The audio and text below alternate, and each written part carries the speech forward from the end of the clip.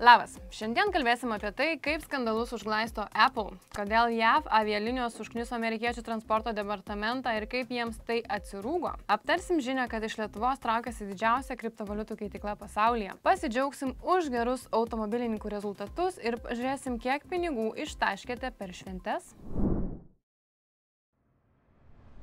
Nu ką, šventės baigėsi, o jau ir pamiršti suspėjom kai kas, kad tokios buvo, bet dabar pats metas paskaičiuoti viščiukus. O viščiukų buvo nemažai.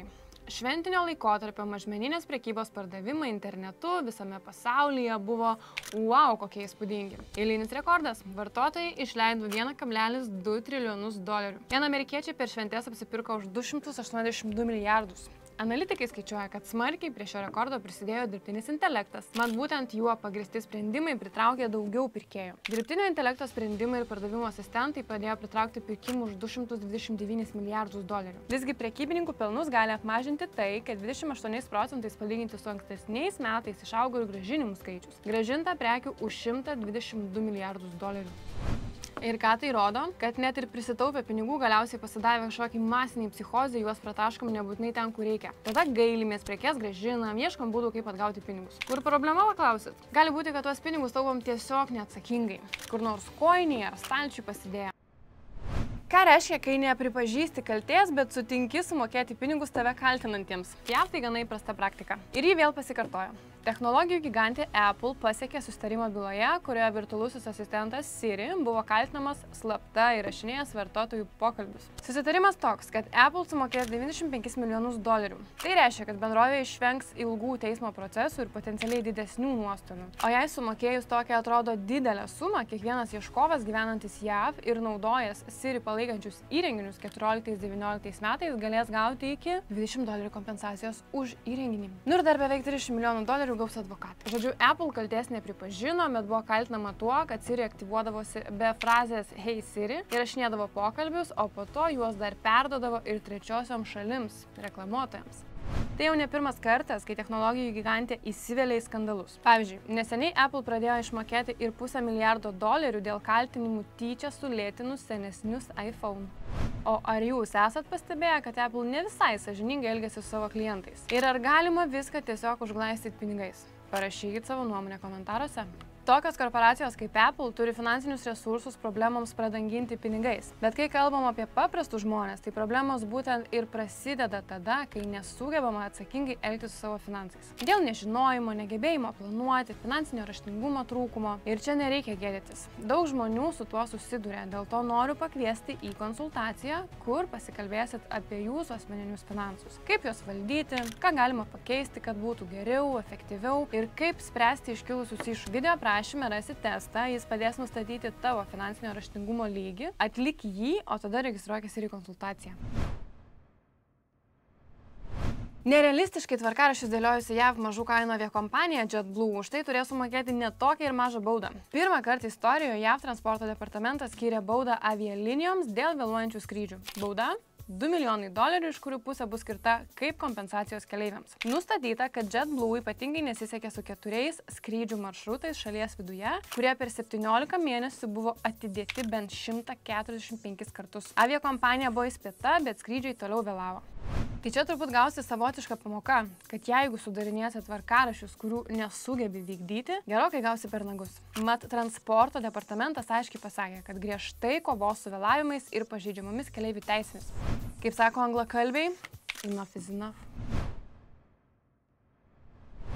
Kadenciją baigiantis JAV prezidentas Joe Bidenas matyt nusprendė, kad jeigu jau išeiti, tai išeiti garsiai. Ir blokavo beveik $15 milijardų vertės US Steel pardavimą Japonijos Nippon Steel. Toks žingsnis esą žengtas dėl nacionalinio saugumo priežasčių, o pasak Bideno, JAV plieno pramonė yra labai svarbi šalies gynybai ir tiekimo grandinėms. US Steel aršiai sureagavo į tokį sprendimą, teigdami, kad Bideno žingsnis gali lemti tūkstančių darbo vietų praradimą ir kai kurių gamyklų uždarymą. Kritikai irgi įžvelgia tokio Bideno sprendimo žalą ir sako, kad ateityje tai gali atbaidyti investuotojus ir kelti grėsmę JAV ekonominiam saugumui. Iškart po prezidento bloko US Steel akcijos krito beveik 7%. Amerikiečių bendrovė ir Nippon Steel nieko nelaukia reagavo ir pateikė ieškinį dėl Bideno veiksmų, pavadindami tai įstatymus pažeidžiančią politinę įtaką ir tvirtindami, kad Bideno sprendimas priimtas pažeidžiant konstitucinės garantijas ir procedūrinius reikalavimus.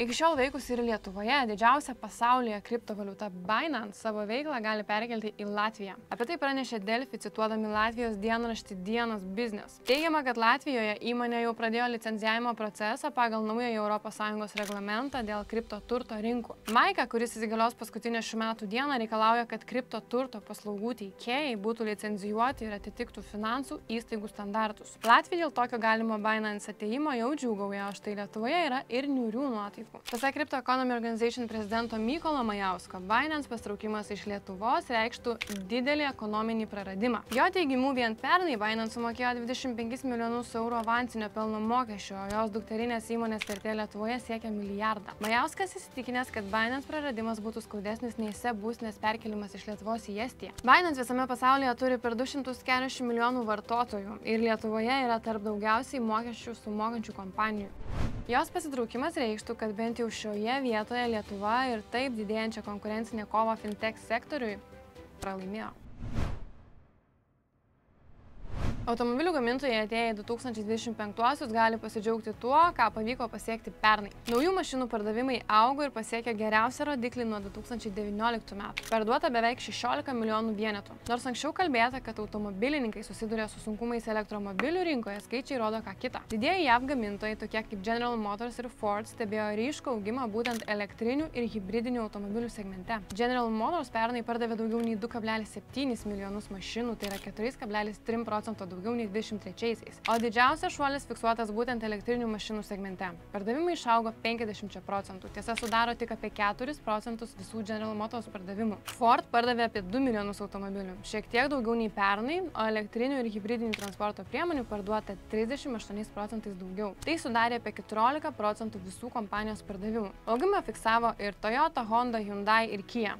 Tiesa, ne visiems sekėsi taip gerai. Pavyzdžiui, Stellantis fiksavo nuosmukį. Pardavimai mažėjo 15%, iki 1,3 milijonų parduotų automobilių.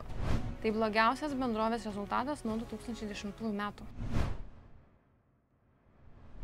Beje, kalbant apie japonų automobilių gamintoją Toyota, panašu, kad ir šiai bendrovei žemėje ankštoka, todėl jie nusitaikė į kosmosą. Įmonės valdybos pirmininkas ir Toyotos įkūrėjo anūkas Akio Toyoda pranešė, kad bendrovė investuoja virš $44 milijonų į Interstellar Technologies, privačią Japonijos kosmoso bendrovę, kuriančią raketas palydovų paleidimui. Toyota planuoja pasinaudoti savo masinės gamybos patirtimi, kad padėtų optimizuoti raketų gamybą. Panašu, kad taip Toyota nori mesti iššūkį Elonui Muskui.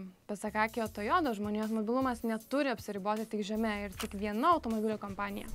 Ir šis pasakymas aišku, kad buvo nukreiptas į Muską, Teslos ir SpaceX įkūrėją. Žiūrėsim, kas bus. Į gyvas sporto transliacijas orientuota Fubo TV praėjusios savaitės pradžioje fiksavo milžinišką šuolį akcijų rinkoje. Platformos akcijos į viršų kilo 250%, o prie to ranką prikišo Disney. Toks akcijų šuolis užfiksuotas po to, kai Disney pranešė apie savo susitarimą sujungti Hulu Plus Live TV paslaugą su Fubo TV. Šis susijungimas reiškia, kad Disney valdys apie 70% naujosios bendrovės akcijų, o likusiai 30% priklausys Fubo TV akcininkams. Sandorį tikimasi užbaigti per 12-18 mėnesių. Iki susijungimo Fubo TV turėjo apie 1,6 milijonus naudotojų, daugiausiai Šiaurės Amerikoje. O dabar abi paslaugos bendrai turėtų pasiekti virš 6 milijonų vartotojų. Tiesa, po susijungimo Hulu Plus Live TV ir Fubo TV paslaugos išliks atskiros. Tačiau bus siekiama geriau išnaudoti abiejų stipriasias pusės. Disney platforma išsiskiria pramogų pasiūlą, o Fubo TV dėmesiu sportui. Tikimasi, kad susijungimas leis sporto transliacijų platformai iškart tapti pelningai, vos tik sandoris bus užbaigtas. O Disney sustiprins savo pozicijas internetinių transliacijų rinkoje. Šiandien tiek. Ačiū, kad žiūrit. Nepamirškit paspausti like ir subscribe. Mums tai labai svarbu ir tai mums yra pati geriausia motyvacija kurti toliau. Ir susimatom kitose laidose.